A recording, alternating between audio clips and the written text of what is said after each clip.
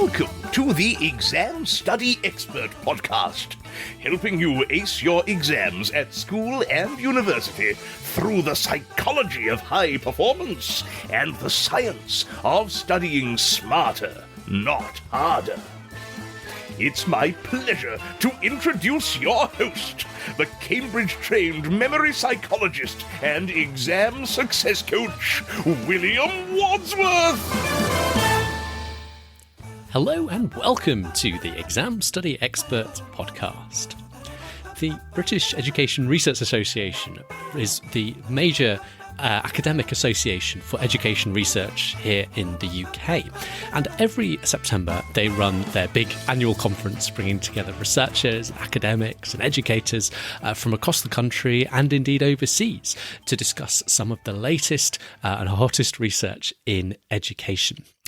Our very own Dr Alix Hibble was there too, actually presenting some of Exam Study Expert's own research at the conference on effective study strategies, our revision census results. We'll be sharing more on that on the podcast, not just yet, but in a few months' time probably. But for today, I thought it would be quite fun to invite Alix onto the show to share some of her top takeaways from the conference, from 3 days of attending lots of interesting seminars and sessions.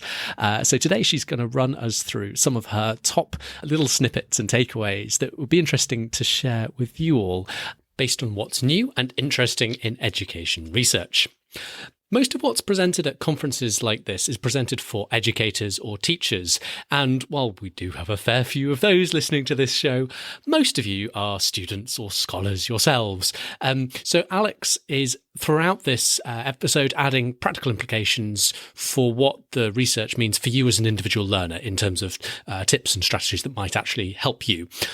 It's a pretty interesting and mixed bag today, covering mindset, how to change, AI, engagement, and more. I'm going to pop back up partway through the episode to share some of my comments and reflections. But for now, let's welcome Alix to the show and dive right into our first takeaway. Thank you, William. I had an amazing time at the conference. There were so many incredible talks and panels. Here are my 5 top takeaways from the British Educational Research Association Conference 2023. Firstly, the challenges of being labelled a low attainer. Dr Laura Quick from University College London presented fascinating case studies on 4 primary school children who were labelled low attainers, and then looked at the educational trajectory of these students across several years and the strategies that they developed in response to these labels. What was really interesting was the impact that these labels had across the next few years of these children's educational journey.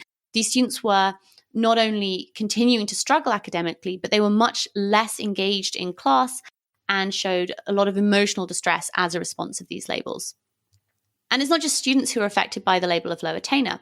There's also research showing that this label of low attainer can impact how teachers interact with students. A recently published paper has found evidence of the halo effect in marking. So teachers are likely to give higher grades to students described as high attainers and lower grades to students labelled as low achievers or low attainers, regardless of the quality of work that these students produce. And this suggests that labels describing students as low or high attainers are problematic for both students who struggle to engage in class, but also teachers who then interact with students and set different expectations for students. We've talked on this podcast before about the benefits of a growth mindset, this idea that abilities are not fixed and that talents can be developed. Both Dr. Quick's research and the research on the halo effect in marking was a useful reminder that the labels we attach to ourselves have power. When it comes to studying, actually adopting a label is an example of a fixed mindset, thinking that our abilities are permanent and unchangeable, whereas adopting a growth mindset and focusing both on effort and progress might be beneficial not just for students, but also for teachers.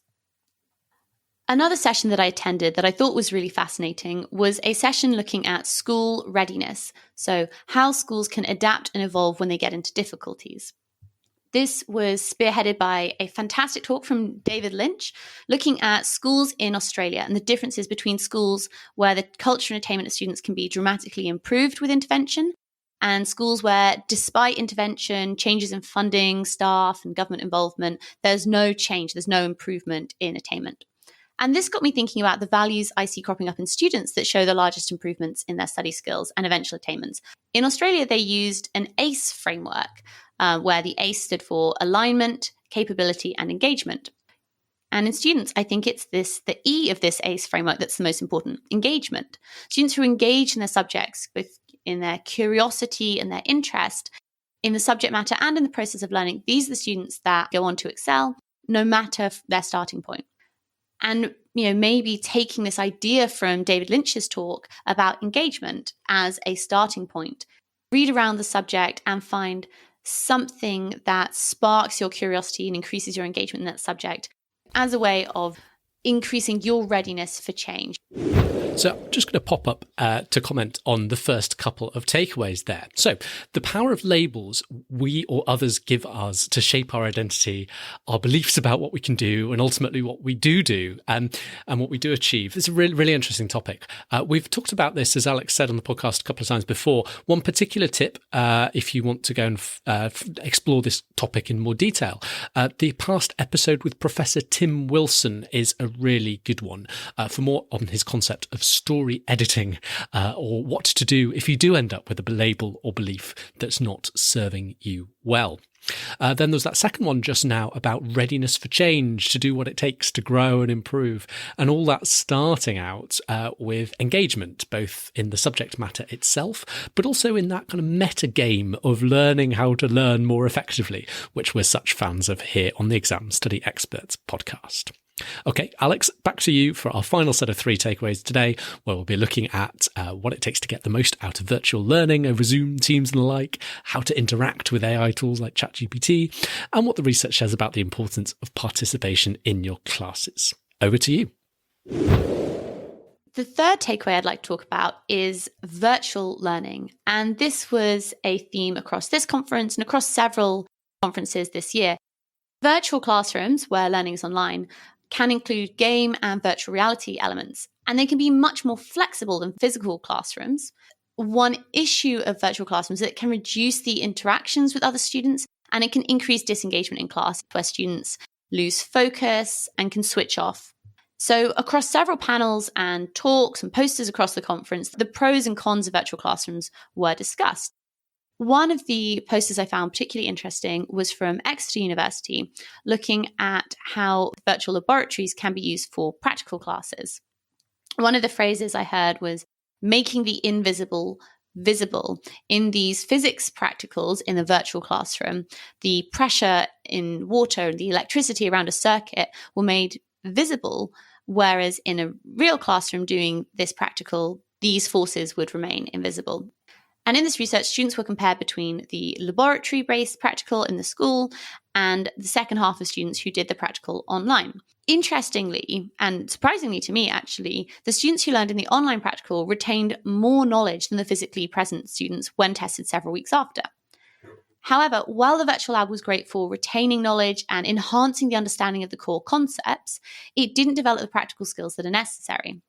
And for subjects such as physics, chemistry, biology, where you are doing physical practicals, physical gain in skills is really important, is a current drawback of virtual classrooms. However, with the advance of virtual reality and haptic feedback, these limitations might be overcome in the future in the way that flight simulators for pilots are now used commonly. And I'm really excited to see how virtual classrooms improve in the future. As mentioned, one of the issues of virtual classrooms is that students' focus and class engagement is decreased in virtual classrooms compared to studying in person. A research project from Newcastle University looked at whether student engagement in virtual classrooms could be improved by adding a gamification element to quizzes. So students scored points in the quizzes and could see the leaderboard. And this project found that adding game elements did increase students' engagement. What I found really interesting about this study was, although they were just looking at virtual classrooms, we can take this idea of gamification to our own studying. So with revision, we can look at flashcard apps, which often keep track of the number of cards you've learnt or how many days in a row you've been working. But this is also something you don't need to rely on online apps for. We could take this entirely out of the virtual and into the physical. You could keep track of a studying streak using a calendar. You could assign yourself points based on time studied, the amount of effort you put into studying sessions. So there's definitely ways in which we can use this gamification element at home, not just in virtual classrooms. The fourth takeaway from BIRA, and one of the panels that I went to that was so well attended, attendees were spilling out of the doors, was a seminar on AI and moral panic. So unless you've been hiding under a rock this year, you've probably heard about AI tools such as ChatGPT, Google's Bard, and so on.